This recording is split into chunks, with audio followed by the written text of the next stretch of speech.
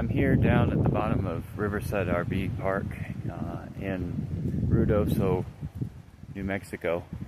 Just wanted to give kind of a straight story on what's going on here. Standing in front of a house that got very, very badly damaged, probably permanent, and the whole park has since been cleaned out to some extent, but is also very damaged. There's some conflicting messaging from the village. On one hand, if you go to their Facebook page, they are saying that there are floods warnings coming in. They'll always give out flood information and tell people to move to higher ground based on the NOAA weather radar, national alerts, and all of that. Now, today, earlier this morning, very nice picture of Ruidoso 12 hours ago. Picture from a mountaintop, of course, not at the river bottom like we are. We're excited to welcome you back to beautiful Ruidoso. While we recently experienced some flooding that affected our infrastructure, our dedicated teams have been working around the clock to restore services. We're making excellent progress and are open for business. A week to a week and a half ago, the mayor of the village here is quoted as saying, "We are not encouraging people to come to Ruidoso at this time."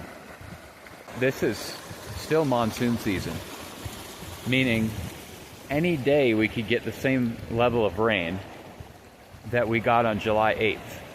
It could repeat itself or worse, or maybe 3/4 of what it was on July 8th. Doesn't really matter, it's still devastating. We had 3 people die, 2 children and an adult. And they're calling this our beautiful mountain weather patterns. Okay, I agree that monsoon season in New Mexico is probably the best time of year. But it's not the best time of year for everyone. It's the best time of year for the people on the mountaintops, okay, because the fire threat is gone, the rain has come, so now we're under no fire restrictions whatsoever. And being on high ground, it's perfect.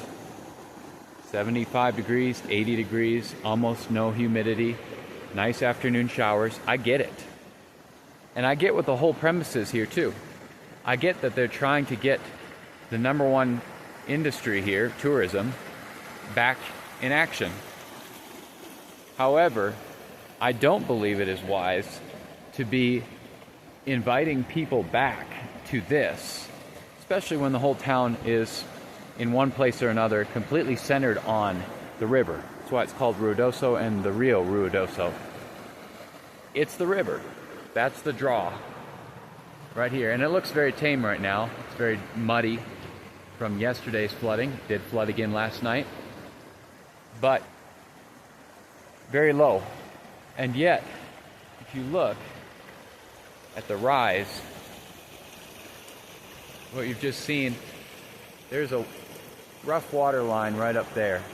You can see I would be standing completely underwater right now if that same level of flood happened. It rises and falls fairly quickly.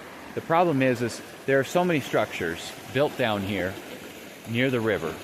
Over the years, people got comfortable, probably complacent, decided that it was safe to build on the river because there hadn't been major flooding. And yet, they ignored recorded history.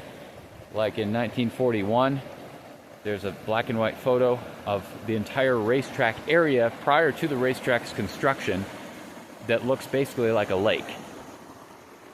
And that's another point. The racetrack is completely out of business right now and was flooded terribly. So, basically, what you've got is this mixed messaging about coming to Ruidoso. They even say, we're open and ready for you. Our trails, with some closures, businesses and restaurants are open and eager to serve you. That's also unfair, because a number of the businesses are completely shut down. And I mean completely. Riverview Park is out of business. Midtown Mountain RV Park is out of business. Not all, but a number of the RV parks that have been built on the river are done. They're done. Restaurants also. citizens here, a lot of them are, you'll find, are being honest. A lot of them are wearing rose-colored glasses, and they don't want to admit that the beautiful mountain home that they've made here, that they've chosen and planned out and invested in and have their mortgage here and their perfect dream house, they don't want to admit that there's anything seriously wrong with this village. They make comments on Facebook. They assume all sorts of crazy things like, I'm not from here, I'm out of town, I'm an out-of-towner coming in and throwing shade on Ruidoso. Not true. I live here. I've lived here since 2021, and before that I vacationed here in 2020. So I've got about 5 years under my belt, my family and I. The citizens are quite divided about whether or not we should be inviting people back. I personally don't believe it's something we should do, and I think the severity of the event is being swept under the rug and ignored. The headlines, of course, are there. You can search them on Google about the fatalities, about the damage. You can find the videos. I understand the need for commerce. I understand the need for businesses selling things to continue to sell their things. I understand it.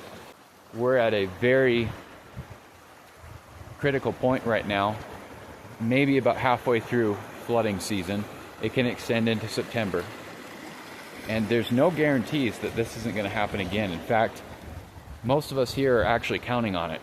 And we get weather alerts maybe every 2 days on average that are actual flood warnings, not watching, but warning of actual flooding happening. And when you live this close to the river, this is where it ends up. Not trying to destroy the town, not trying to tear down any business owners, not trying to wreck the town financially by saying anything. It's just the reality of this river right now. And also, something very important to remember that I don't think is being talked about. Highway 70 cuts right through the town. Takes you down to Roswell, or up the mountain, and then back down to Mescalero, and eventually to Alamogordo. Highway 70, there's no river there, but there is a burn scar. It's called the Salt Fire Burn Scar from last year.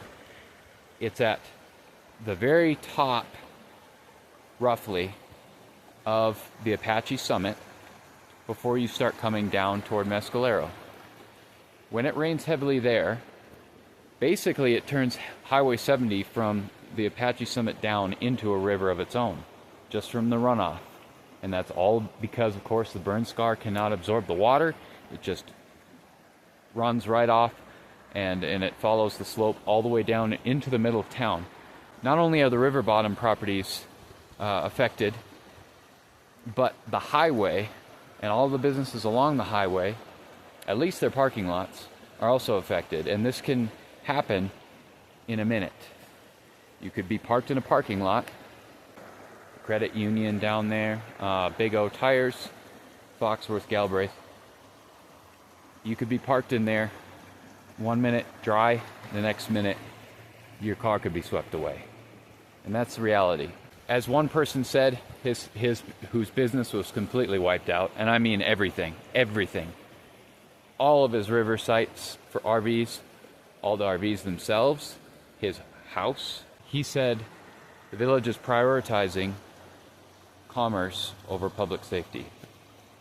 And to me it looks that way, although they have enough information on their Facebook page where I think a person could make a pretty informed decision, because like I said, it's very conflicting. There's a Bible verse that says, "A double-minded man is unstable in all his ways." There's some double-mindedness going on here, and I understand, again, the whole motives behind it. The problem is, you can't be telling people to come here in good conscience fully right now, given the nature of what's happening. And unfortunately, we've got estimates of 5 to 7 years following this, the wildfire events of last year, because of how much devastation it does to the foliage, to the ground, to the trees, to everything that was growing, the flood risk remains.